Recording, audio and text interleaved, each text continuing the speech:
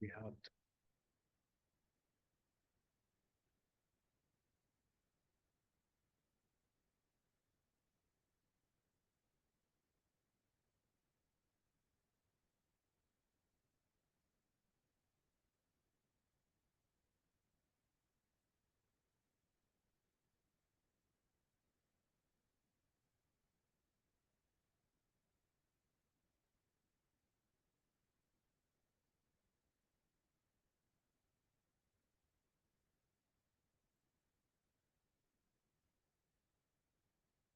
yes.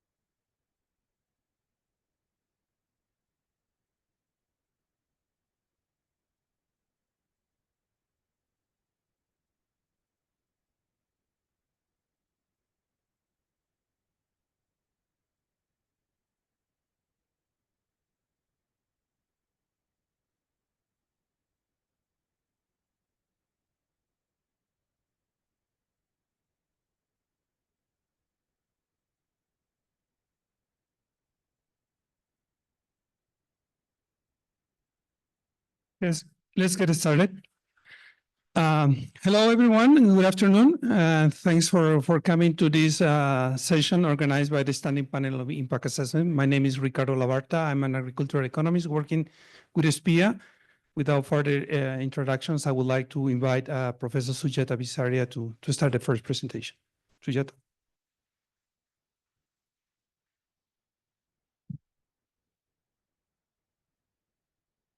Yeah, what you're doing. Okay. So, Astivali, where am I standing? Okay. Okay, great. Thank you. So welcome, everybody. Thank you for coming to our session. I am, like Ricardo said, I'm a member of the Standing Panel on Impact Assessment, namely SPIA, which is a part-time role that I play. In my full-time job, I'm a reader at the business schools, Bayes Business School at City St. George's University of London. I'm going to actually make two presentations. The first short presentation is going to be to tell you a little bit more about SPIA, what we do, and how we fit into, if you like, the CG system. And then the second presentation will be some research that I have done along with some of my colleagues at SPIA, related to some of the country study work that we have done at SPIA. So hopefully this will all become clearer as we go forward. So we are an independent panel of impact assessment researchers. Many of us are economists, but we also have a sociologist on our team. Like I said, this is a part-time role that we all play. We all have other regular day jobs. We are also supported by a small specialized professional team. Ricardo is a member of that team. Astevale is a member of that team. And there are others as well. So this is our composition at the moment. What do we do? Our mandate is to expand and deepen the evidence of the impact, the benefits that CGIAR research investments are creating on the 5 CGIAR impact areas. Another is to support the CG's commitment to embed the culture of doing rigorous impact assessments into the CG system. We have three pillars in our work plan. One that I will go into a little bit more detail is country studies, which are trying to estimate the reach, or if you like, the adoption of CGIAR innovations in particular countries at the system level. The other is we support and in some cases carry out causal impact assessments using rigorous evidence. And the third is we try and communicate the evidence that we help to generate in an accessible, non-technical manner to various different stakeholders, both within the CG system as well as outside. We are, as I said at the beginning, we're independent of the CG management, if you like. We report to the System Council, and we work also with various CG focal points and related researchers. And of course, we are academics ourselves. We also provide a liaison to the broader impact assessment research community outside the CG. This is a slide that we often present, trying to, maybe I don't need to convince you of this, but to convince you that it is important to use the best methods, to use reliable measurement methods to assess or to measure impact, to measure reach of CG innovations, and then to use rigorous causal impact assessment methods, as well as replicable analysis in order to estimate the impacts of these. This is the way that we think about how to assess impact of the CG system. So if you think of the entire system and the benefits that it creates, we can think of it in sort of broken down into two pieces. One is how many people, if you like, it is reaching. And we're quite open about what we mean by beneficiaries. It doesn't have to be farmers. It can be households as well. It can be other stakeholders. But then you also need to know per beneficiary on average what the benefits are that are being created. And if you like, if you could think of a sort of a product of these two things, that would give us a sense of the total impact of the total benefits that the system is creating. Some of what we produce, so our evidence products, if you like, we put out, we of course have peer-reviewed publications that we are all contributing to. The country reports will become a bit clearer in a minute, working papers as well. And then when I was saying use of evidence and non-technical briefs, we have the SPIA briefs, we have workshops that we organize and events, and we also have technical notes, all of these, and guidance documents. All of these can be found on our website. A little bit more about country studies. This is something that we've become quite involved in over our past work plan and going forward into the new work plan. The idea here was, in order to estimate reliably what the reach is of the CG system, one needs to do a systematic, comprehensive investigation. And it was decided in the previous work plan to take a country level approach to this effort. And so there were 4 countries that were identified. These are all CGIAR priority countries. Those 4 are Uganda, Ethiopia, Vietnam, and Bangladesh, where we conducted what we call a stock take of all the CGIAR related innovations and policy influences that we could find, and then attempted to document their scaling, and then tried to take a more rigorous approach to measuring how well these had been adopted by building in 2 nationally representative survey questionnaires, ways to assess the impact. So that is work that we have done over the previous work plan. 3 of those reports have already been, actually all 4 reports have already been published for all 4 countries, and public events have been held for 3 of those to launch those reports. That also leads us into use of evidence, because we can then communicate our findings with stakeholders. And in the new work plan, which started 2024 going until 2030, this effort has been expanded. So instead of only doing 4 countries, we're now going to be working in 20 countries.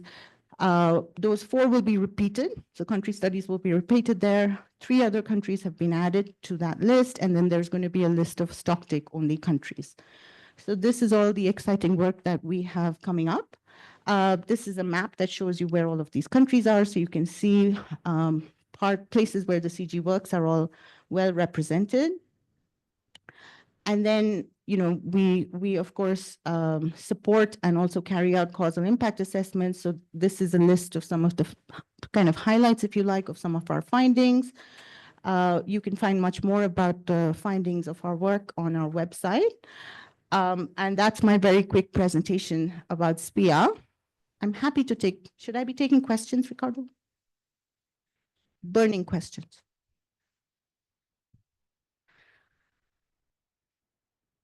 If not, then I can jump into, I'm supposed to stay here. So I'm going to jump into talking about the first paper, if you like, for this presentation. This is called Measuring the Adoption of Complex Bundles. So this is some work that I became involved in through my role at SPIA, where I was quite heavily involved in the work that we were doing in our Vietnam country study. So there is a rice cultivation bundle of recommendations that the government of Vietnam was promoting very heavily, or has promoted very heavily. A lot of that is thanks to the research that the CG system, IRI in particular, has done. And that is called the 1 must do 5 reductions, or shorthand for that is 1M5R. And I'll tell you what the 1M is and what the 5 Rs are. And what we were doing, as I explained in the previous presentation, was trying to measure the adoption of various different CG innovations. So we became involved in this effort and realized that that this was quite a complex bundle to try and estimate the reach of. And so that has led to this work, and that's what I want to share with you. If we could go to presentation mode, yeah.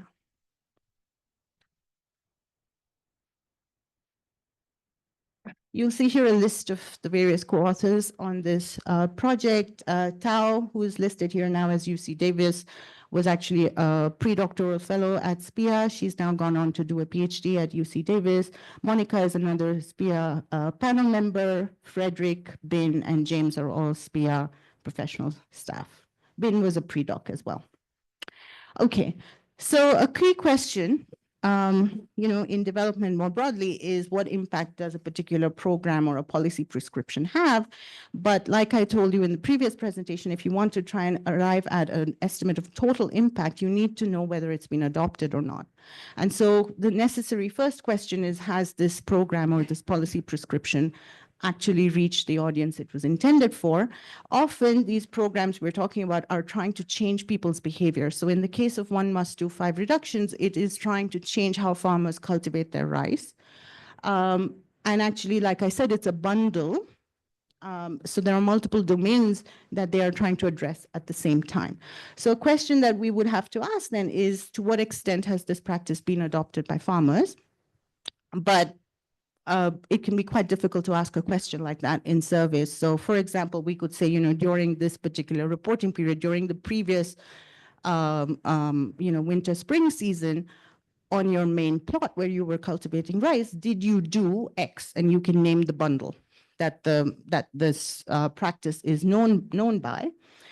When you ask that, it can be quite difficult to find out if people are actually using it. And that is for a list of reasons.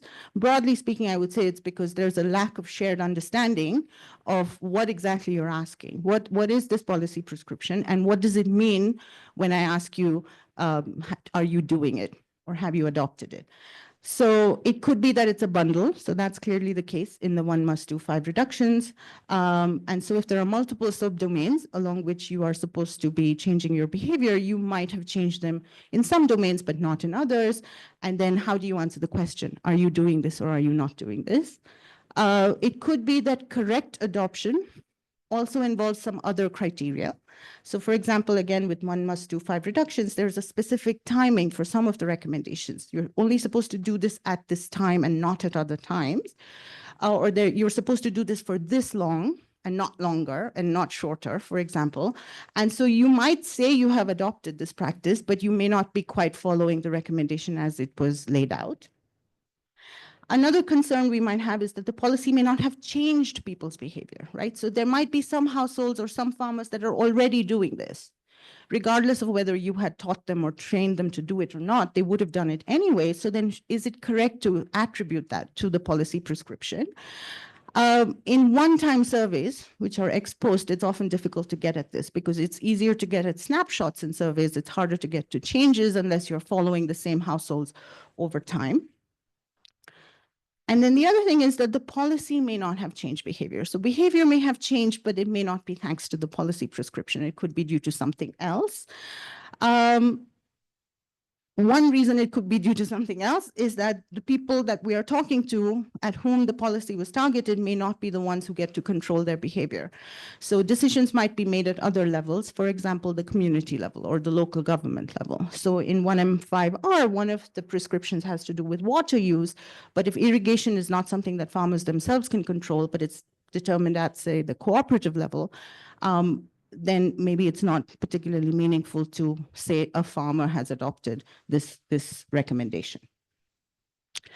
So we try and get at this issue by trying to measure, I should say, adoption of this bundle, which is 1M5R, in the context of our country study in Vietnam. We use two methods. One is we kind of went in at the beginning with what I'm calling simple survey questions. And then in a second step, we undertook some in-depth qualitative fieldwork and used that fieldwork to then inform how to change our survey questions. So we then have a second round where we did the survey with redesigned survey questions. And there are a few examples here that I will give you. This is still work in progress, so I'm not able to tell you definitively everything we think we found, but I'll give you some examples that will highlight how this process of doing qualitative work, we think really changed the game and improved the measurement that we were doing. So very quickly, these are the recommendations. So it's called 1M5R. The 1M is the one must do. You must use certified seeds when you're growing rice. That's the recommendation. And then there are 5 things you're meant to reduce. So you're meant to reduce the seed rate. You're meant to reduce your use of fertilizer, pesticides, water, and you're meant to reduce the losses in the post-harvest period. So all 6 of these are part of the recommendations. So this is in more detail what the recommendations are. So actually, if you look at the recommendations, the official recommendations, there is a lenient criterion and there is a strict criterion for each of them. So the lenient in this slide are the yellow, the green are the strict. And so you can see, hopefully, that lenient basically means, for example, with the seed rate, which is an example I'm going to use, you would reduce your seed rate to 120 kilograms per hectare. But if you were strictly following 1M5R, then you would reduce it to 100, and so on and so forth. So for each of these, you can see the differences.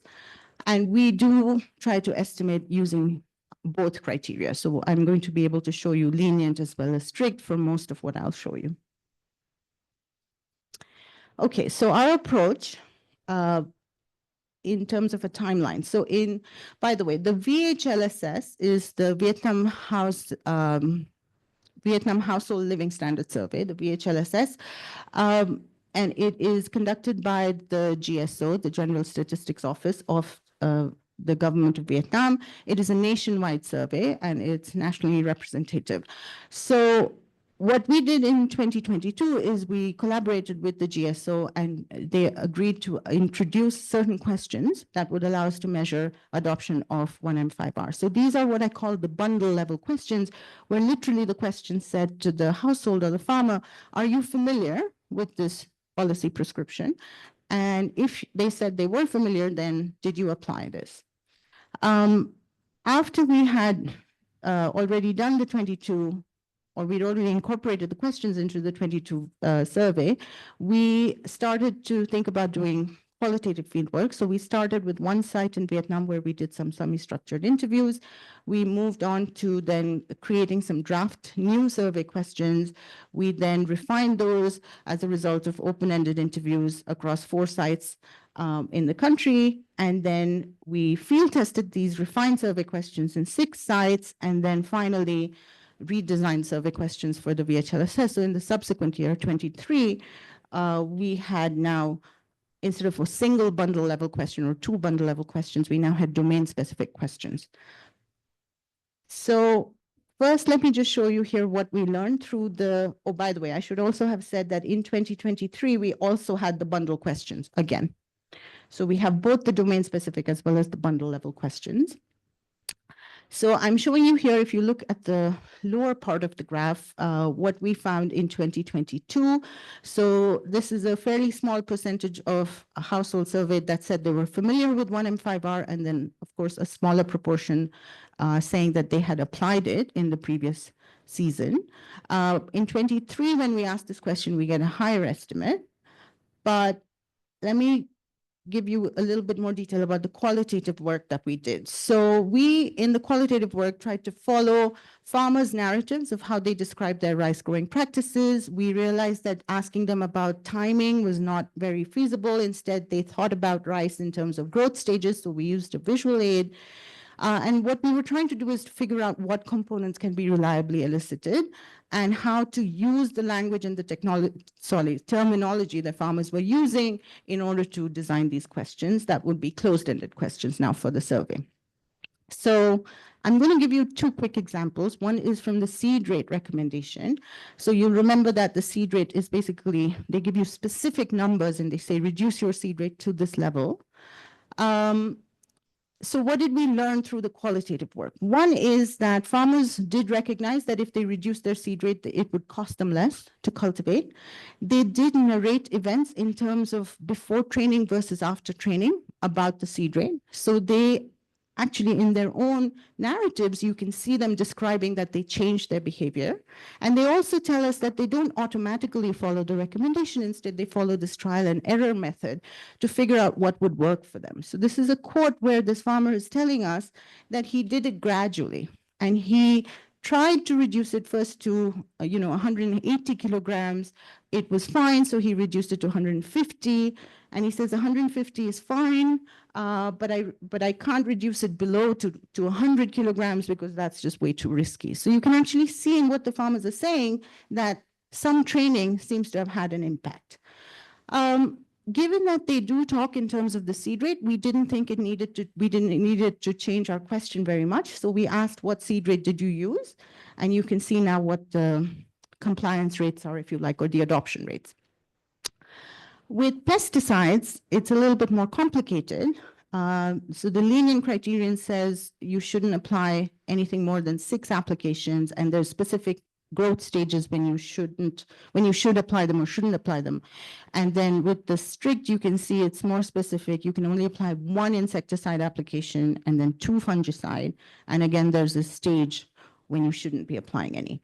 Now, when we asked in 2022, our question was pretty, I should say, blunt. So it just says, how many times did you apply pesticide, fungicides, or insecticides? And then we use the count of the applications to measure adoption, and you can see what the adoption rates are. They actually seem quite high. So it seems by this metric that 1M5R, at least on the pesticides domain, is fairly well adopted.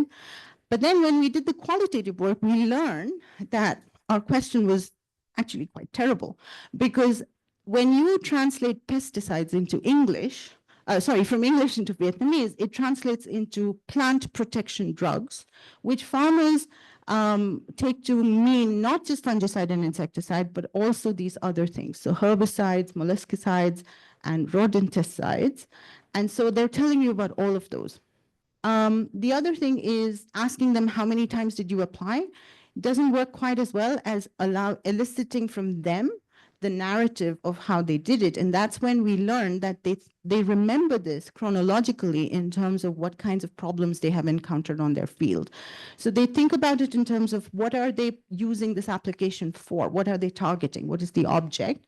Are they trying to prevent a disease or a pest, or are they trying to cure a problem that they're seeing on their plants? And they think of it in terms of when in the growth cycle, what growth stage they're doing it, and they can tell you what drugs they're mixing into the spray can.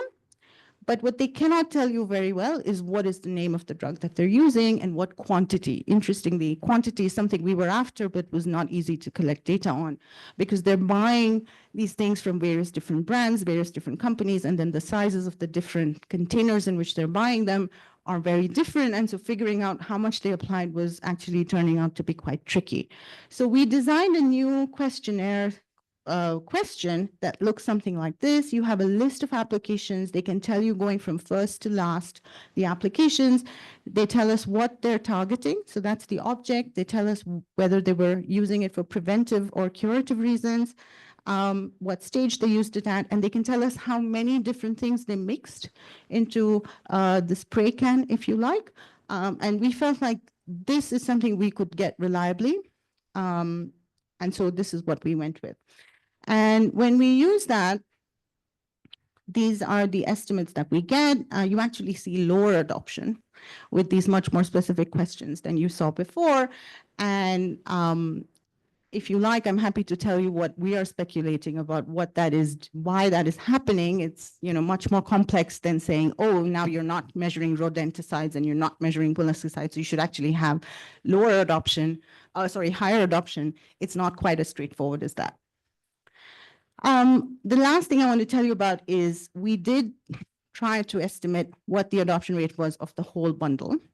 This is not a happy story because if you look at whether they use certified seeds, you actually see 86% of farmers telling us that they do.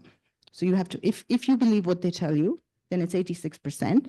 Then you ask them if they use the recommended seed rate. By the way, all of this is done with the lenient criterion in each case.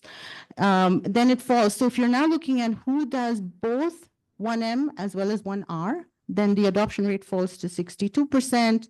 If you then say, do you also do the 2R, which is reducing fertilizer use, then it falls to 36%. And then when you ask, do you also use, when we ask, do they also do the pesticides, then it falls to 8%.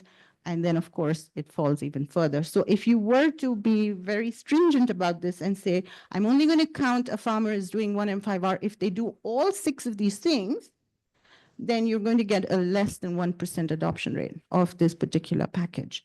So it does seem like, and I'm putting it in quotes, it does seem like the correct adoption rate is quite low, but at least now we have a much better understanding of what might be driving that. So to conclude, I think the point I was trying to make today was that it really helped us to use these qualitative insights in order to understand how to design our survey questions. We learned that in some domains, it doesn't necessarily change how you ask the question. In some other domains, it makes a huge difference. And that some insights, for example, did this policy change people's behavior is not an easy question to get at through a survey if you're doing it ex post, if it's one time, but it's easier, or you get much more rich information about that by talking to farmers in these open-ended conversations. So that is the other thing. The other thing to note, and this is something where I think we will continue to struggle, is how do you know whether it was 1M5R that caused them to change their behavior, or it was, so they tell you it's training, but Vietnamese farmers receive lots of training about lots of different packages, and they're not able to tell you if it was 1M5R training, or it was SRI training, or it was IPM training, or something else. So that is a difficult nut to crack even now. And I think we will just have to accept perhaps that in some domains, it's harder to attribute change to a particular policy or a program. I think that's what I have. Thank you very much.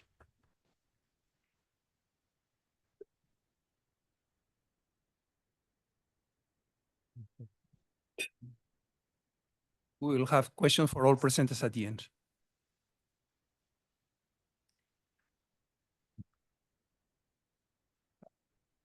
Thank you very much. Maybe we go to slide 2. This was to honor the Science Week, so let's proceed to, okay, thanks. I can advance with this one. Okay, thank you. So my name is Julius Okello. I am a senior scientist, impact assessment. I work for SIP based in Uganda. And the work I'm going to be reporting on is actually work done in Uganda, jointly with Karen Marcus, who is the immediate former chair of SPIA, and also with Paola Malia, who is a graduate student at London School of Economics. So the idea here was to try to measure the impact of long-term large-scale intervention relating to biofortified crops, and we particularly focused on sweet potato. So just to motivate this up, as we know, apart from the Green Revolution, there is actually very little known about the impacts of agricultural innovations at large scale. And this is particularly because of the slow process by which the innovations diffuse, therefore making it difficult to conduct RCTs, which are the more rigorous standard, golden standard kind of evaluation process. But it's also partly because of a lack of data and yet really having information on how these innovations perform at a large scale is key to understanding the full returns for agricultural research and development, the AR4D. One of the objectives of AR4D, especially in the CG, has been nutrition. And this piece of work was informed, of course, as you are aware, many of you in this room will be aware that a program, Harvest Plus, was tasked with moving this forward. The whole idea here was that there was evidence of large micronutrient deficiency in many developed low-income countries or developing countries, what became known as the hidden hunger. And Uganda, where we did this work, was particularly doing very poorly in a number of nutrition indicators. Very high stunting rate, very high deficiency of vitamin A, and high anemia. And we also know that vitamin A deficiency is associated with reduced immunity against childhood diseases, such as diarrhea, fever, and so on. But it is also associated with increased mortality. This slide here is basically talking about evidence. Biofortification enhances nutritional content, a successful story of orange flesh sweet potato implemented in many countries in Africa and Asia, proof of concept studies showing that this works. And sweet potato in Uganda is particularly important as a crop because it's consumed by a large, all over the country, very high per capita consumption, which makes it a really very good vehicle for transferring vitamin A to the communities. And that's why it's of key interest here. Additional evidence, studies indicating that vitamin A supplementation is key and reduces mortality, morbidity, and mortality as well. These are studies conducted in Mozambique, IFPRI team here, basically showing the effectiveness of biofortification. But these studies were mainly done at small context-specific levels. And so to date, really, up to the time we did this study, there was really very limited evidence of long-term large-scale impacts. And so the research question that we dealt with in this study was, what is the long-term large-scale? Long-term as in 10 years, and large-scale because we're looking at national. What's the long-term large-scale impact of dissemination of biofortified crops on nutrition outcomes and also on morbidity? Looking at childhood nutrition and morbidity outcomes. So this basically documents the process that was undertaken in disseminating orange flesh sweet potato to the communities, led by Harvest Plus and many partners alongside. Harvest Plus undertaking delivery and dissemination of vines of orange flesh sweet potato. I think this picture here will show you this massive effort, what it took to get the vines into the communities, track and drop, or sometimes track, identify, and put in the hands of people. SIP leading the breeding process, local governments coming in the way of training in both nutrition, sensitization, awareness, creation, but also training on health and importance of OFSP. Geographical coverage, very wide, and this took up, started in 2012 all the way up to 2019. I can't move forward. Okay. So this is the diagram to your right shows you some of the effort that goes into this, including forming vine multiplication points in the communities. But what we wanted to do here was, in this slide, basically what we are doing here is to try to document how the rollout actually happened. How did the vines get out into the communities? Where did it go? Who received it? And this took a lot of effort undertaken by SIP and SPIA and CGIAR, desk reviews, looking at M&E data, especially collected from Harvest Plus. We also conducted workshops to try to document the reach. And this is one workshop in one of the areas, bringing together partners and NGOs that were involved to try to pinpoint where exactly in the map of Uganda the vines or the orange flesh sweet potato vines reached. And so the aim of the workshop was really to understand both the coverage, but the timing. And timing here is key because of what I will explain shortly in the estimation method. The data we use for this study is 11-year nationally representative. We went back to the data that was collected in 20, to the sample that was targeted for a survey in 2011. This was the first visit, acting as a baseline. We revisited those households in 2022, did another survey of those households, but we also collected data on DNA fingerprinting for a subsample. And the idea here was to try to confirm whether rollout actually predicts exposure, how the projects, how the dissemination happened, whether it predicts exposure. Then in the third visit in 2023, we went ahead and collected data on anthropometrics, specifically measuring the height, targeting children that were less than 15.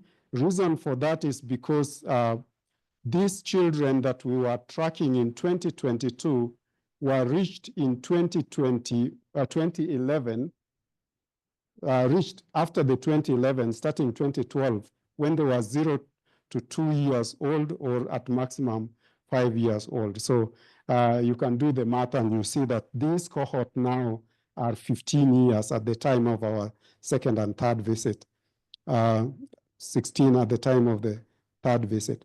And so we also looked at retrospective health outcomes using other data sets. The sample size we are dealing with here is 1,733. They are from 54 counties, and these are the number of households that we were dealing with. The first step in trying to understand whether the dissemination actually created impact was to try to see whether the households that received, whether the rollout was actually correlated, dissemination is correlated with the information we got from the recall data.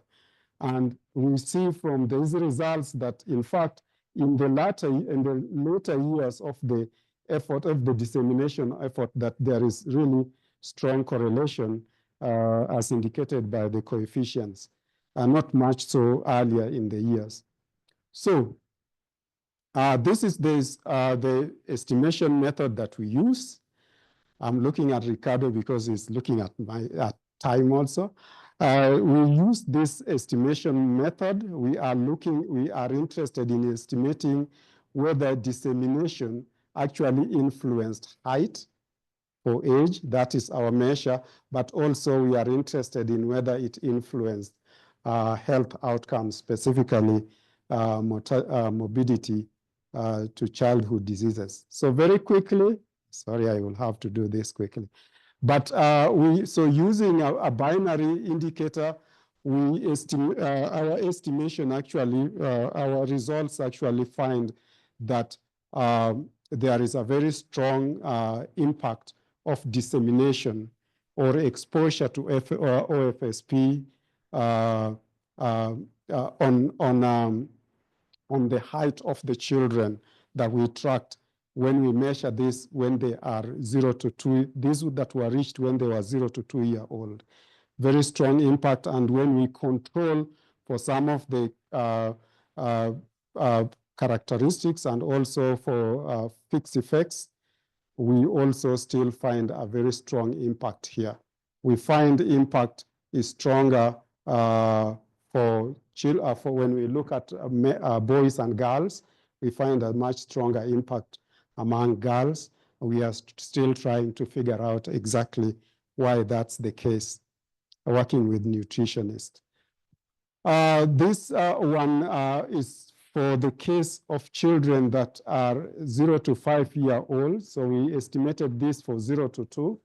So children during their first 2 years of life, and this is first 5 years of life. And we find, again, impact here. But when we control for some of the, we add some controls, that impact disappears. The key point here is we introduce a new variable called years of exposure.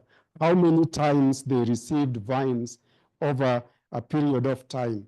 And this was because in some places where indicators of nutrition were particularly bad, Harvest Plus went more than once. So we also looked at, we also looked at that, and we find an impact. We find actually a quadratic effect here, that as you expose them more times, it tends to decline. Let me also quickly mention, I can't advance, Ricardo. Thank you. So this slide here talks about impact on health outcomes. Again, we use a binary indicator, a binary variable here, and we find that there is actually quite a significant impact all through whether it was, and this is a case where the household reported that they experienced quite a number of symptoms more than once in a month as you go forward.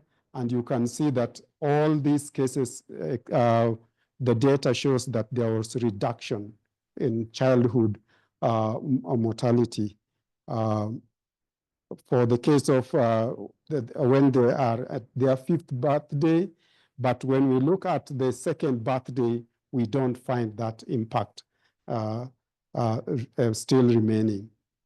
So to conclude, we find evidence that exposure to OFSP actually leads to large increases in height for children that were exposed when they were under 2 years, during their first 2 years of life, or when they were during their first 5 years of life. We find a decrease in morbidity for children measured by different indicators, including diarrhea and fever. We also find the placebo tests actually indicate that this effect does not happen when we look at children that are beyond the age that were targeted by the interventions.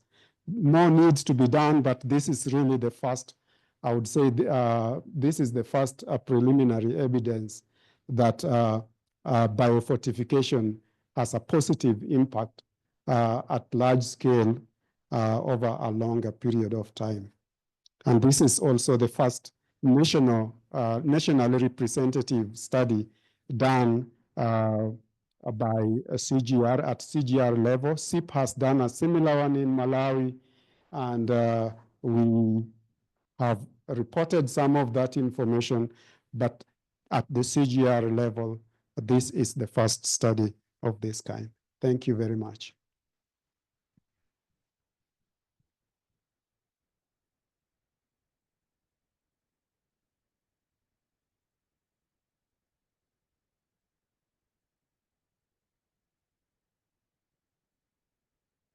Hello, everyone.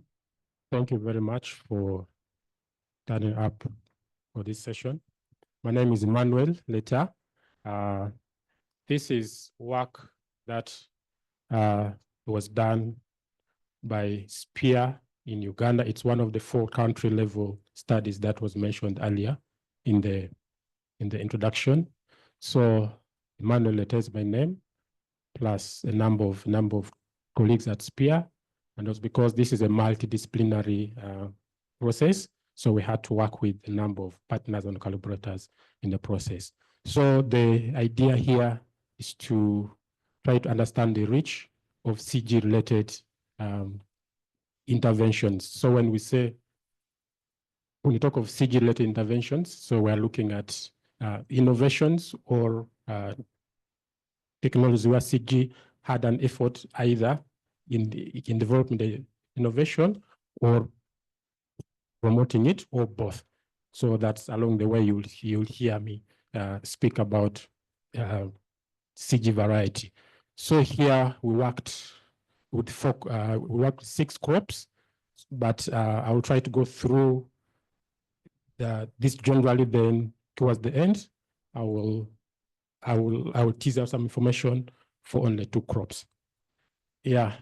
So in terms of the context, why Uganda? Of course, we know the number of CG centers that are working in Uganda at the moment. And then in terms of the context of agriculture in Uganda, I think it's similar to what is in many of these countries. We have higher incidences of pests and diseases, which is ravaging crops as well as livestock. Issues with soil fertility declining, and a number of other stresses, abiotic at the same time.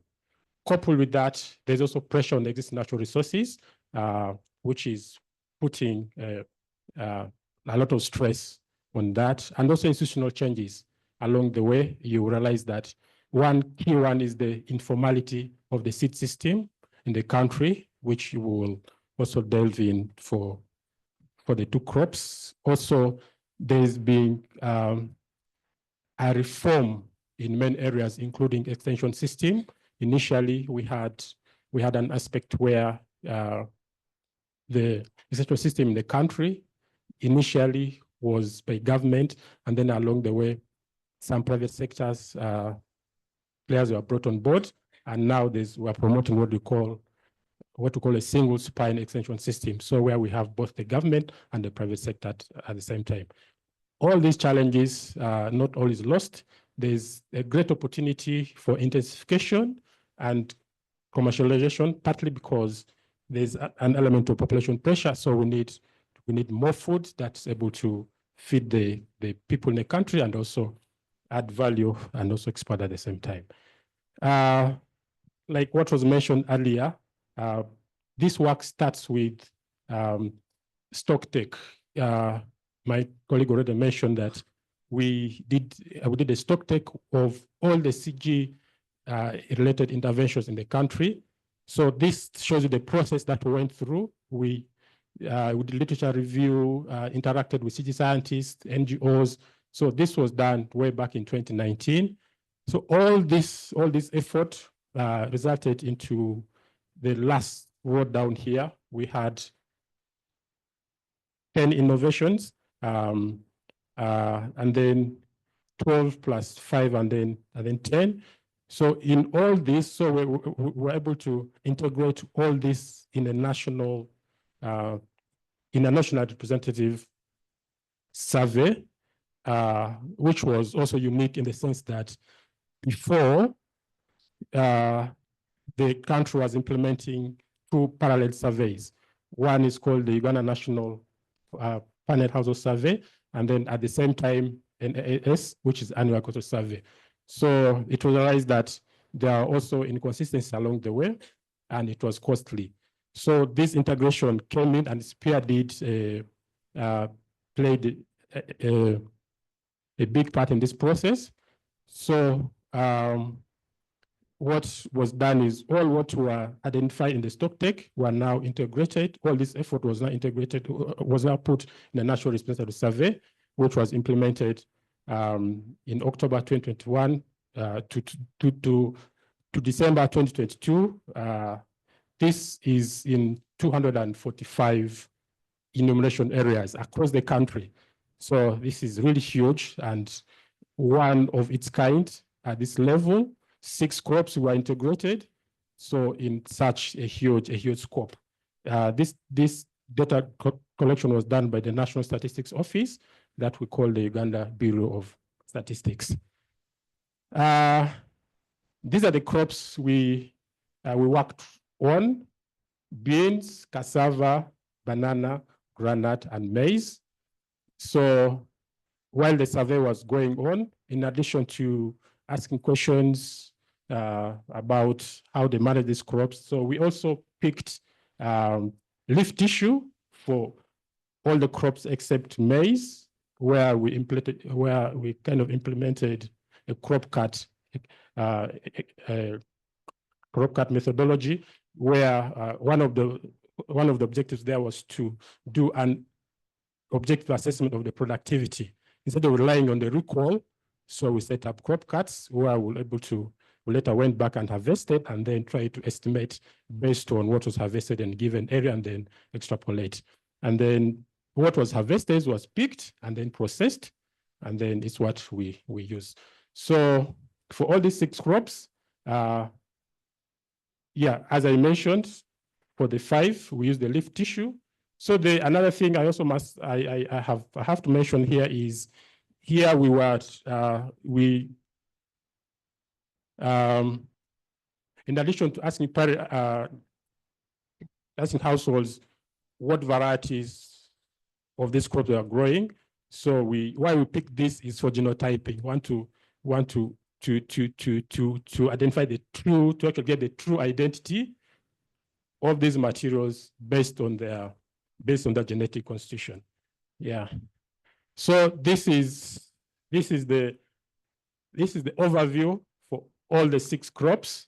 This can tell you how big this work was. So I will talk more about the last 2.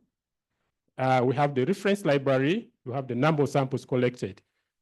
So, for example, beans. In the reference library, you have all the improved varieties in the reference library, and then all the land races available. And then in a number of cases, there were some materials that were still in the pipeline, but they had already been tried in the different sites. You know, when breeders, for example, are working on technology, they have the trial sites. And we all know in most of these places, not all these materials are like enclosed. So they actually work with the farmers who are going to evaluate this. So in most cases, when people like these things, they can pick 1 or 2 things and try out, and you may find out of 5 good materials that out there, maybe 1 or 2 gets released, but the 3 are already moving out. So we also pick those materials and put in the reference library. So this shows you the scope of the work. This is the depth of the reference library, and then the number of samples for the respective crops in the survey that were processed. I'll quickly go to the results. As we said, this is trying to estimate the reach of CG-related crop varieties. We can see that maize is really being maize has been is the one that is kind of adopted to a larger extent, more than it's about 60%. Then what follows next is cassava, groundnuts in that order. Yes, so this is the picture we see. This is now the true identity of these varieties, the CG-related crop varieties. So I may not go into details of which of these varieties for all the crops, but I will pick only for maize and beans in the next slide, where we can where we will just see what happens. So for maize specifically, we have both the hybrids and the OPVs. So among the OPVs, we have the long A5 and 5D, which are the most highly adopted, up to 41%.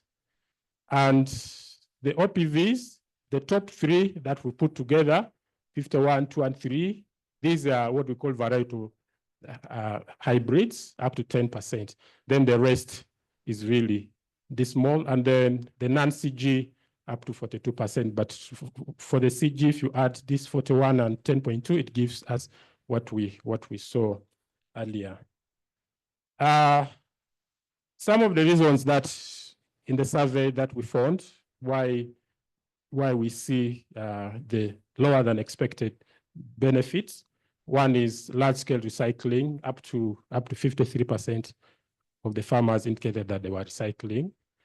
And then many of these varieties are old, the average age of about 2009. Although some varieties, I think for maize, we have 1 or 2 released that were released about 1 year ago. Seed market imperfections, like I mentioned in the beginning, it's for the case of Uganda, it's a huge thing. Imperfections in terms of efficiencies in the seed system, especially which are big hindrance, and also there's also heterogeneity in those plots. So you find mixtures, these farmers planting more than one variety in there. Specifically for seed market imperfections. So alongside as this work was going on, we also did, we also did one part to see the quality of seed that as it moves along the seed value chain. So I'll also show the results. So this is the picture for beans. Just try to unpack what that 27% also that we found. NSCG related up to 21.6%, but the rest are either mixed with CG related. There's one where you have the CG, but it's mixed. It's not one variety. You find several of them. Some are uniform non-CG and then mixed, but without NSCG related stuff. So this is the picture for beans. And then my colleague just talked about bifurcation, the same case with beans. So in Uganda, up to, these are 6 varieties also, are now bifurcated with iron and zinc. Narrow beans 1 to 3, 4 up to 7. So of the 27% we saw up there, only 6% reach is estimated for those. Yeah.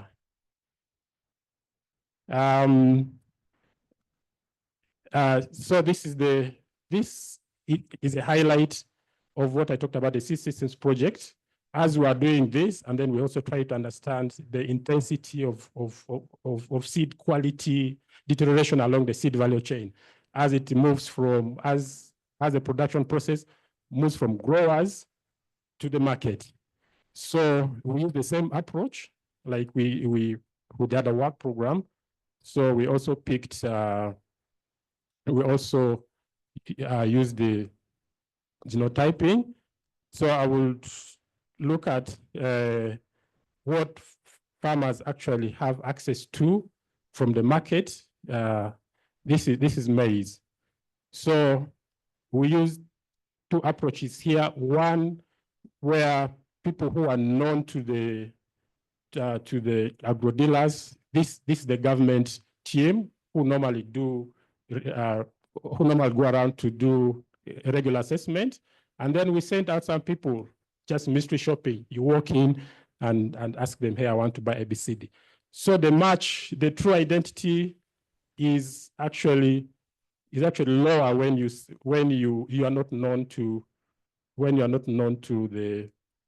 the seed sellers that if they don't know you. So the match is only 61%, but if they know you, especially for these inspectors, government people, it's up to 71%. So what we see here is there is a bit of, it's like these people know what they're selling, and it's up to them to try to say, hey, I think you are likely going to come back if you find there's an issues in what we're giving to you. The same with beans. So for beans, we try to have, we have also along the seed value chain. In Uganda, we have, we also have farmer groups that produce bean seed in addition to the seed companies. So I'll also relate to the last part of distribution here, up to March is good. It's 50% what you get from agro dealers, and then from farmer groups, shops, it's up to 78%. So, but then, and it's true for grain. It's as low as 20%. So in the grain market, there's a lot of mixture, so you can't easily get the identity of what is in the grain market. So you can imagine if this is the kind of material that the farmers get. So because this is the seed, and then what I was presenting earlier is the grain. So what you can, the implication for this is really at the high level, we see that the seed system appears to play what a big role, which is really a challenge that these farmers are presented with, why they're not able to access many of these things. Then, yeah, also mixing of the planting material, either intentionally or not intentionally, happens a lot. And then finally, like I've just said, we think like investments and policies to improve the functioning of the system and the acceptance system will play a big role in driving the adoption and uptake of these technologies. Thank you.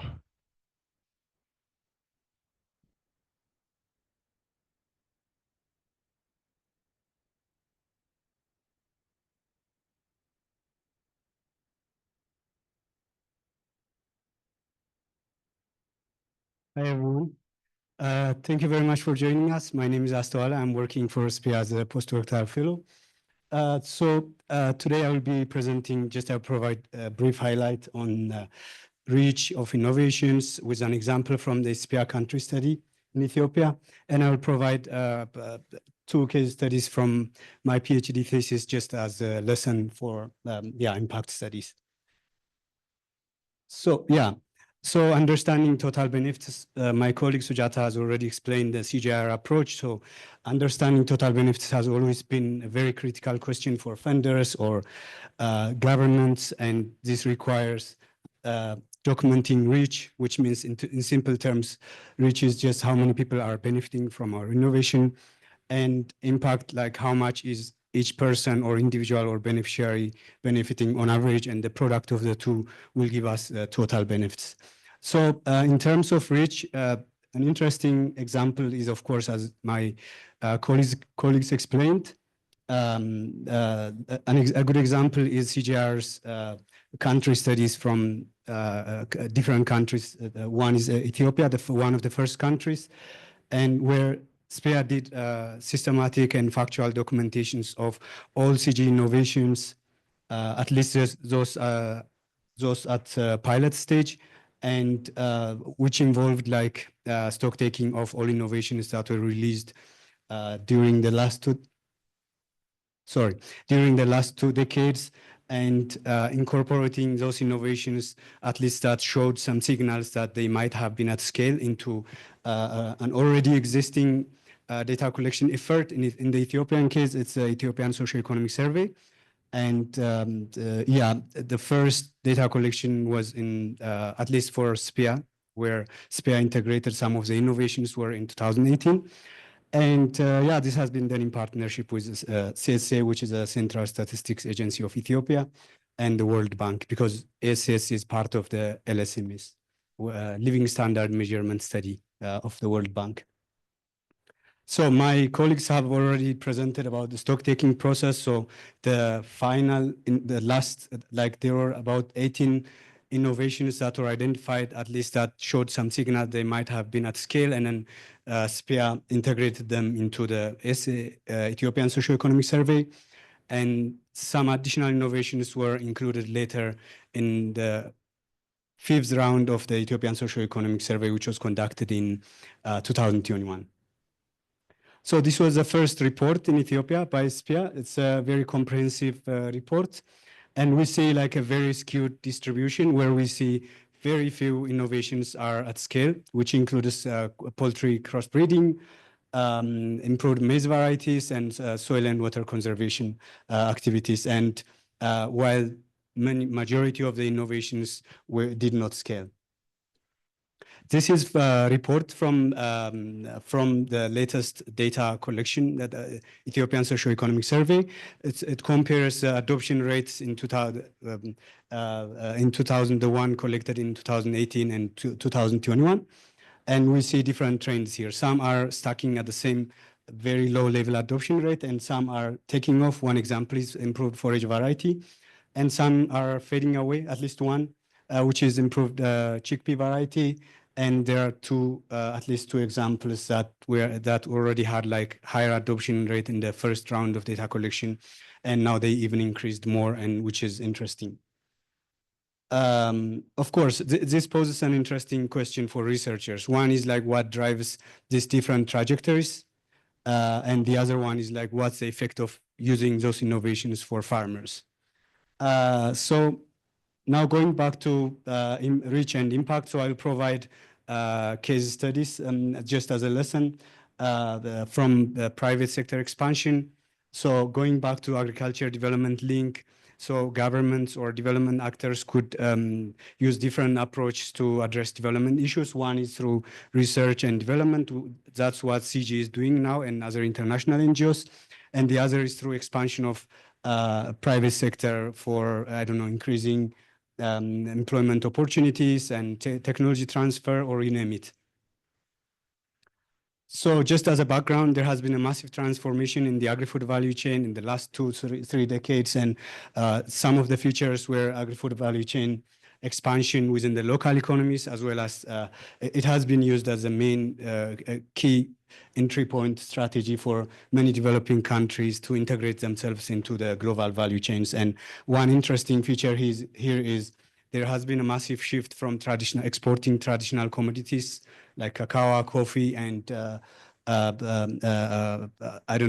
cotton, to high value agriculture, mostly fruits and vegetables, exporting to Europe and other Western nations.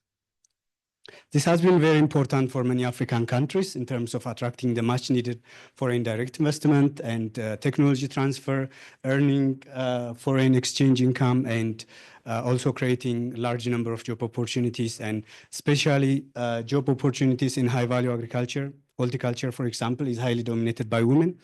Of course, women employment is an interesting and important development outcome, but also it's linked to many indirect welfare outcomes. And in this case, we explore child nutrition and subjective well-being linked to women employment in the Ethiopian cut flower industry. So our data comes from the Ethiopian cut flower industry. So Ethiopia is the second largest cut flower exporter in Africa, next to Kenya. And we went to, for data collection, we went to two of the largest floriculture sectors, horticulture sectors, and which represents more than 50% of the employment and export. So for the sampling, we did full listing of all households living in the vicinities of the greenhouse farming. And then we identified, then we identified 770 households randomly by stratifying them in two groups. One is households with women working in floriculture, and the other one not working in floriculture. So our sample includes about 360 households with women working in floriculture, and the rest are not working in floriculture. So because we are interested with child nutrition under 5, we have a sample of 512 children. So the first research question is, what's the link between women employment in this sector and child nutrition? So this is co-authored by my previous colleagues, Martin Kaim and Bethlehem Lagasadabala. And so mother employment, this is a conceptual framework and provided in a simple diagram.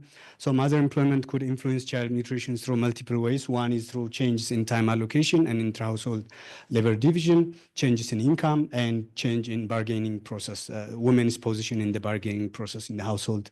So I will skip the method just for the sake of time. Trust me, I'm not avoiding challenging questions on the method, but if anyone is interested to discuss this, I'm happy to chat later. Yeah, so we have the results here. Again, I will not go to every coefficient, but the final result is we see children from mothers who are employed in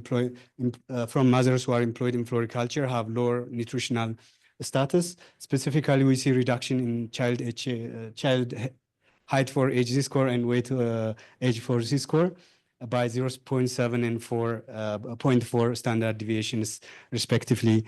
And we see some similar evidences both in terms of magnitude and direction of the relationship by Jakaria in Bangladesh and Hosen and co-authors in different Asian countries. So we see a negative relationship overall, so we try to explore further mechanisms to trying to explain what could drive this relationship. And we went back to our mechanisms.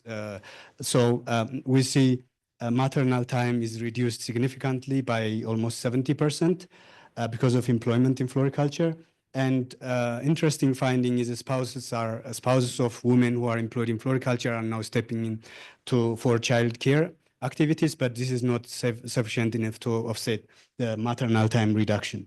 And we see an increase in household income, especially for the poor, and then we see a share of women's wage income. But here it seems like the negatively contributing pathways are outweighing in the overall relationship. The next question is, we focus on subjective well-being of the women themselves. Of course, economists are mainly interested in objective indicators and that are like income, for example, with the assumption that income drives consumption and consumption drives utility. But psychologists and behavioral economists also rely on subjective like indicators such as subjective well-being. This is a direct measure of how, like by asking people how they feel about, or by asking them to evaluate the components of life and, for example, their health, overall life, and something like that. So what we did here is like, we asked women, the first indicator is life evaluation. So we had we used a tool called Cantril scale or approach. And that's like, we showed them a ladder with 10 ranks. And then we asked them to show, like we told them the lowest rank is representing the worst possible life and the highest representing the best possible life. And we asked them to place themselves in one of those ranks, and then this gives us a count variable ranging with values ranging from 0 to 10. The other one is affective well-being, which includes like emotional well-being, which is experienced during the last 24 hours. This includes both positive and negative affect, which means like laughing, enjoyment, worriness, sadness, depression, and anger. So this is a binary variable. So again, I'm skipping the method, but we're using what's best for our data. So yeah, we can discuss this later if you want. So we have so many econometric estimation techniques just for robustness. But again, the numbers, I will just go to the summary of the results. Women working in floriculture, they are less likely to report having higher evaluation scores. No, they have lower life evaluation scores, and they are less likely to report having experienced positive emotions, and they are more likely to report having experienced depression out of the list of negative affective well-being. And again, we go back to our conceptual framework and do an exploratory work to understand what could be driving this relationship. So floriculture employment compared to other occupations is linked to lower subjective well-being.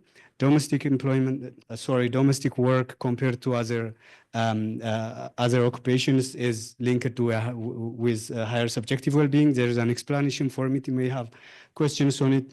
And we see a reduction, significant reduction on women's time for household chores and childcare and related activities. That could be also one driving factor. And floriculture compared to other sectors is reported as having poor working conditions compared to other employment in other sectors. And there's an increase in per capita income. Again, the negatively contributing pathways are again outweighing in this relationship. So the conclusion from the two case studies is one, we see because of employment, women employment in the cut flower industry, we see an increase in income. We see increase in financial autonomy of women, but also here we are documenting side effects, unintended side effects, which includes lower nutritional outcomes for children and subjective well-being for the women themselves. So there are some policy suggestions here. These are like tested in different settings, which are comparable to our setting, and this showed some positive results. One is, working around women's working conditions, including setting minimum wage. There's no minimum wage in Ethiopia, so employers can pay whatever they want as long as the employee is interested to work. And working hour regulations and preferential conditions for pregnant and lactating women. This has been tried in different cases, including in India. And the other ones are more long-term intervention, which includes working around traditional gender roles through behavioral change or other interventions. And placing childcare at or nearby workplaces also could help. So yeah, that's it. Thank you very much for listening.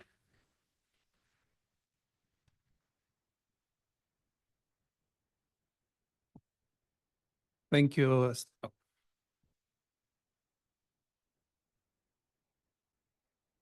Thank you, Estewale, and thanks to all the presenters. And the floor is open for questions to the presenters. So please, and I will be checking also online questions.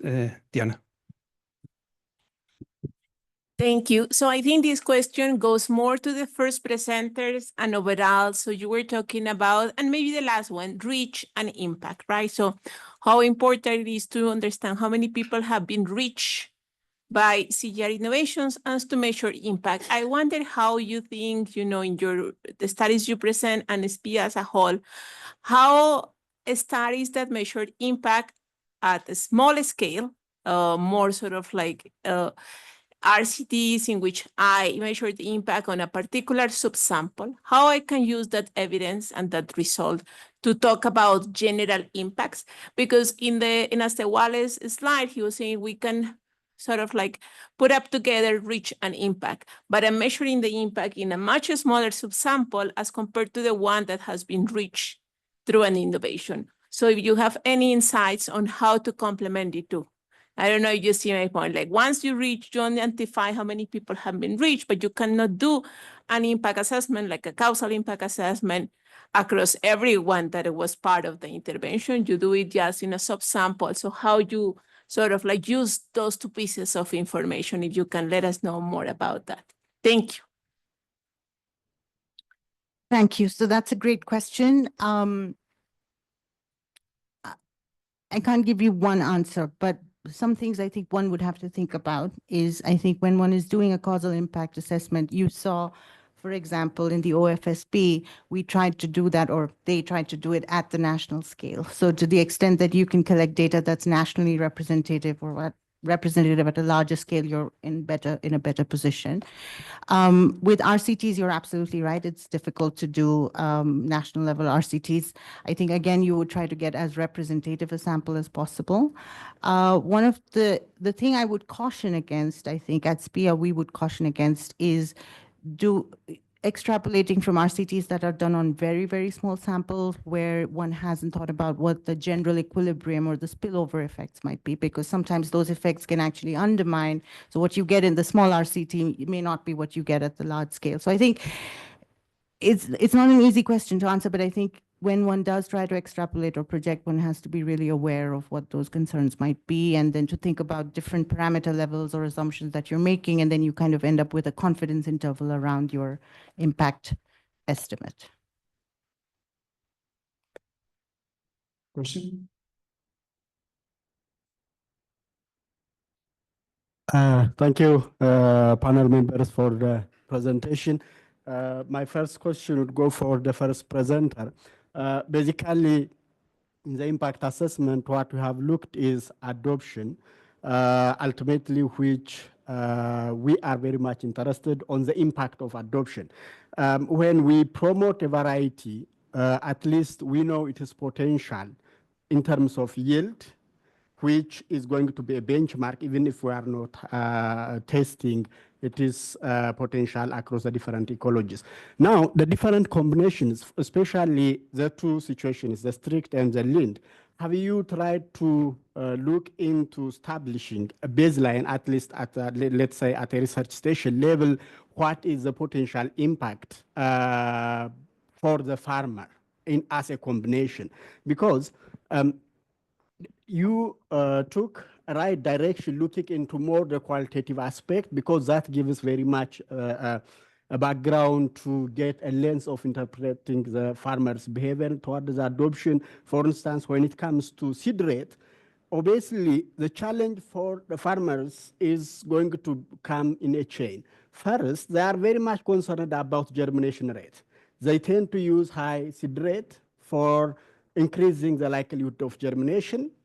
But again, scientifically, we can still suggest them to do some gapping and thinning. The reasoning will be completely different. Now, it is a taboo for them just to, uproot a plant that is already germinated and grown. So that should give some hint. But for me, from a scientific perspective, we need to have a benchmark. What is the potential outcome of the bundle in terms of, let's say, yield, before we really talk about whether they have adopted it or not, or the learning process across the experimentation and adoption of the bundles. Probably, if you have established some benchmark, that would be good to know. So I think our job, the way we saw it, was more to measure the adoption rate. I think what I'm hearing you suggest is that, and I completely agree, is that farmers are obviously going to be thinking about what are the outcomes of adopting this bundle, right? And so they will worry about yield. I think the science behind, we kind of took the science as given, but I think my understanding of the way that that bundle was put together was if farmers did all of these 6 things at the same time, they could continue to produce with reasonable yields. So they wouldn't see reductions in yields, and they would also save some money because they would be using less fertilizer, they'd be using less pesticide, less seed, and so on and so forth. So that was meant to be the logic for promoting this. Of course, you're right that farmers must, so you saw in that qualitative example that the farmer tried it and said, I can take my seed rate down to this level, but I can't take it down below that. So they're not willing to follow the recommendation to the hilt because they don't see the benefits or they see harms to their cultivation in the process. So I guess what I'm trying to say is that we didn't see that as part of our job to try and estimate what the effect was on their yield, but we do actually, now that you mention it, we do have data that would allow us to see whether farmers who used lower seed rates, for example, had lower yields. That is something we could do. Just to complement as well, we know that the CGIAR is the largest international agricultural innovation system, but we could expect that a large number of innovations will not make it to scale. So that's why we start documenting the big wins, those ones that are really already showing that it's being adopted widely, and then concentrate the efforts to measure the average impact on those cases. It's impossible, it's too costly to try to measure impacts of every single innovation. So this is also part of the approach of SPIA, is to first know what are the ones that are being scaled, and then focus in trying to get that additional information, what are benefiting more the farmers. More questions? Yes, please. Hi, it was another question for Sujita. It sounds like a number of lessons were learned throughout the process with your different rounds of surveying around sort of adapting questions to areas of greater recall. I was just wondering how you're sharing the knowledge and the lessons that you've learned from this process to others also working in the field, other researchers, so that they're also not having to start from square one if they're running similar surveys. So that's a great question. Thank you. So I think we see it partly as use of evidence is where I would take this. We are in the process of writing a paper that we are hoping to eventually publish in an academic journal. So that will be accessible. I guess academics read academic journals, and so they will get it through that. But you know, as part of our use of evidence strategy, we do write blogs on the SPIA website. We have technical notes and so on and so forth. So the way we think about this is that even though our particular study was only about this particular practice in agriculture, there are lessons to be learned across a much broader range of domains. And so that's how we're hoping to be able to spread the word broadly. Thank you.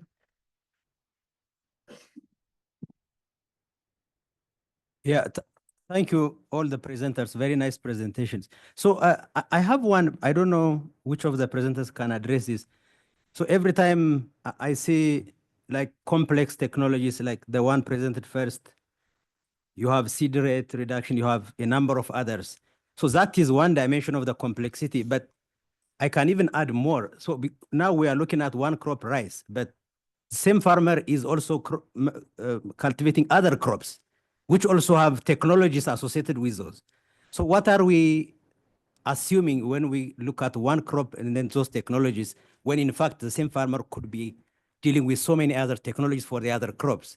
So how do we take care of that, you know, methodologically, econometrically? Are we thinking of, because the complexity, do we have something that applies, that can be applied at whole farm level, looking at the whole technological change that is taking place in that area, instead of just one at a time? Can we have a situation where we can address all of this at farm level, whole farm level? And the other one, I have concerns about these country level studies, because we are relying on farmer response, but we have evidence showing that DNA fingerprinting is showing results that are different from what farmers tell us what they are growing. Uganda, you have 100% of the sample identified as improved, but 98% of the farmers, they say they are growing local, when in fact they are growing improved. So how do we take care of that? And you were showing the result for Ethiopia. So you have poultry and maize only showing up as high, but DNA level study for wheat shows 94% adoption. So now we don't have that coming up because we are relying on farmer response. So how do we take care of that moving forward?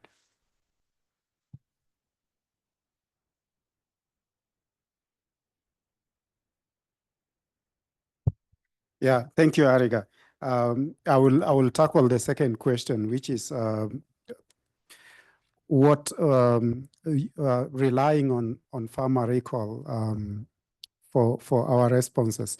Yeah, you are right. You are right that in many instances, farmers, what farmers are saying and what the DNA results come out with are at par in many instances.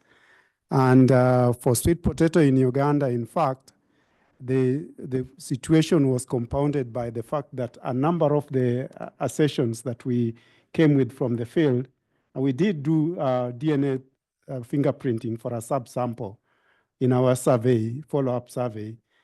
But we ran into the problem that the reference library was not capturing so many of those collections that we came with from the field. So we don't know whether it was the reference library or it was the collections. But we actually built, similar to what the study that was that Emmanuel was discussing, we also went back to try to investigate that.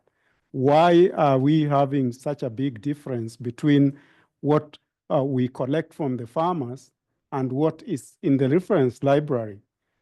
we tried to test different hypotheses. We call that as a biodiversity. Is it because some of the material is escaping from research stations?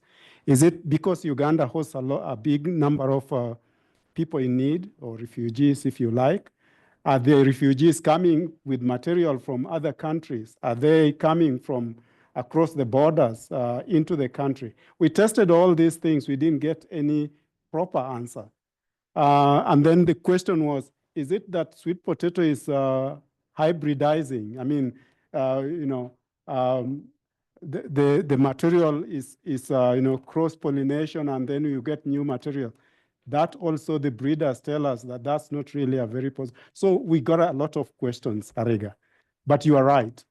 And in our study, and I think Emmanuel also indicated, we actually also built in DNA fingerprinting just for robustness. Thanks. Can so I was just going to respond to the first part of your question. I mean, I think you are absolutely right. Farmers do many things. They don't just plant one crop. The approach we have taken has been particular technology specific. I can think of reasons why you wouldn't want to ask farmers about everything they do. Just even, respondent fatigue would stop you from doing that. So it is something to think about. But I'm not seeing how in a survey type of methodology you would be necessarily able to think of everything. I think there are some cases where you can think of complementarities where it can be a problem. So for example, with mechanization, certain kinds of mechanization might make it harder. So if you're the way you clean up your rice harvest afterwards, in order to, we might be promoting that they use certain kind of harvesting methods so that there's less crop residue burning, but then that might have negative effects on the next crop that they're planning to grow. So when we're thinking about why adoption is low, this could be one mechanism that's driving it. So I think we need to be aware of that, but I'm not sure that in a survey, we would be able to capture everything that a farmer is doing, or at least in a single survey. I saw you were first, but can I ask my question? Because I had my question, I had my hand, and then I said, okay, it's too national level. Maybe my question is not like fitting into this situation. But then after you asked it, I was like, okay, I will ask, because in your presentation, I was really excited because myself 10 years ago, I was also talking about, we have a national scale in food insecurity in Brazil, and the survey is like unpractical for both sides. So it was really nice to see that. But I was thinking, as if the friend said, this friend said there, because have you ever considered using, because the methodologies you used there was interview and testing the survey, and but have you ever considered making a co-design of this survey with them, and even considering them to be the ones applying the survey in the communities, no? Because they can use the same language. So I'm out of research for 10 years. I used to work in adoption, so I don't know if what I will say is wrong methodologically. But when you open that and make this method as a co-design of the service, you can open the floor for them to bring all the new adoptions that they did. As you said, that like it's really difficult to match an adoption with the policy. So, and you go beyond that, so you go to appropriation actually now. So you're not just saying adoption of new policies, but it's like merging all of these policies, the knowledge actually with their knowledge, and then you get to appropriation, because then they can co-design the survey and put everything that they adopt, like new things at that year, and talking between them. Maybe you can see this side as well, but I don't know how to apply that nationally. We have a success example there in Brazil, but we are building a national indicator per state, not nationally, no, because we were evaluating different weights for each state. They're considering the diversity we have in Brazil. So yeah, this is what I was thinking when you were presenting, and I think it aligned a little bit with what you were saying. So thank you. I mean, it's not something we've thought about, so that's the simple answer to your question. Have I thought about it? But it is definitely worth thinking about. It sounds very interesting. Yeah, we'd have to see how it fits in with the methods that we've been using and how strongly we feel like we can trust the data, but I'm guessing you must have validated it. So I'm sure there's some science behind that as well. Yeah, thank you. Any last question? Niels, please. Thank you very much. Niels Teufel from URI. Very interesting presentations. Thank you very much. Maybe 2.5 questions on it. First of all, on the country studies, somebody mentioned it, World Bank 50 by 50 is still going on, very big, has a very similar idea. But we at CG think we have to do something different from what many other countries are doing. I know it can be difficult and there are reasons, but maybe at least you could explain what the opportunities are to really standardize these more detailed technology-oriented nationally representative surveys so that more data is available for analysis. The second question is on the types of innovations and the hypotheses for the analysis. And it is linked to the innovations, how you define them. The way you have nearly, in all cases, defined innovation, it is the technology, something which is measurable, which comes out of a lab and is somehow magically moved to adoption, and then you measure adoption and you think it is going to be good. But a lot of what the CG does is along the impact pathway, defined as our theories of change. We've been working on it a long time. At each step, there's a different assumption, a different intervention, a different hypothesis, which could all be tested and lead to a better understanding than just thinking that all this process is a blank box we don't know anything about, which it is really not.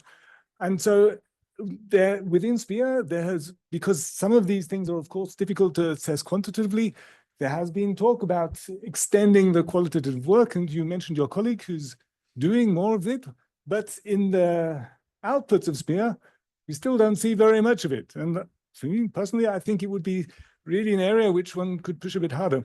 And so the half question underneath is that for the orange flesh sweet potato study, the outcome was the health benefits of having eaten orange flesh sweet potatoes. I would have thought that is pretty trivial. If you ingest more vitamin A, kids will be better. That the interesting part is not the step before. How is it used within the household? How is it fed to children? That is not really so visible if you take the widely known or accepted measurement of child benefits in the end. So my suggestion, my idea was that focusing the hypothesis more of what is really the question, what will happen, rather than using effects which are well known. That was it. Thanks very much.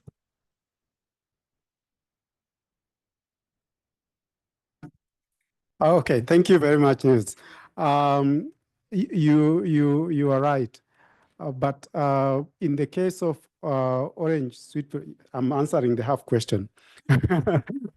So in the case of the orange flesh sweet potato, the study that we did, yes, we did have actually the outcomes that we were interested in were two. It was height at the for these kids that were in their second year of life when they were exposed to the dissemination, and it was also the morbidity. And the idea here was that height had something driving it, and we went backwards from the height to test, was this because the children were less exposed to sicknesses that are common in their early years? And we find evidence. That's what we presented. But what is in the background of that I didn't present, because Ricardo was doing 4 fingers at me, and I couldn't actually do in a 15-minute presentation, is we actually try to walk back that pathway. And we apart from finding out whether in the communities that were exposed, the farmers actually that received dissemination, the farmers recalled receiving it. So roll out matching with the exposure, okay? After that, we also checked, were the households actually eating this? Were they also growing? Were they eating? Were the children being fed? Those are calculations that we do. as checks of the pathway, but we haven't presented here. It is in the report. So yeah, there was a bit of some pathway or theory of impact pathway analysis of why are we ending up with these results of improvement in height compared to non-exposed, and also improvement in health outcomes. Thanks. There's just one thing I'd like to add, which is, of course, as researchers, we are always interested in finding out why we found what we found. And so I think in almost every study that we do, or that we commission, we are interested in understanding the pathways, the mechanisms. And that goes for both, positive impact stories, but actually even more so for negative impact stories, because that's how they become learning opportunities. But I do have to acknowledge that, our mandate as SPIA is to kind of estimate what the impacts are. And those impacts are measured in terms of, how much are we pushing forward on the impact areas of the CG, which are measured in terms of SDGs. Just a very quick comment. I mean, this is generally, Ms. Oda, there are various understandings of impact. That's our academic colleagues who do impact assessment. They're not interested in livelihoods. They're interested in p-values, whatever that might be. So it is interesting that you say impact is only if it is a livelihood outcome, which is sort of the development definition of impact, but not what we would usually use in an impact assessment environment, where we say it's a causal inference of whatever the outcome might be, which is interesting to us at the specific stage of this impact pathway, which we are looking into, where we've had interventions which we find most critical, or the limitation to achieving the final outcomes. But I mean, it is just an ongoing discussion. Thank you. Okay, thank you very much. I think we come to the end, and thanks for coming to this session.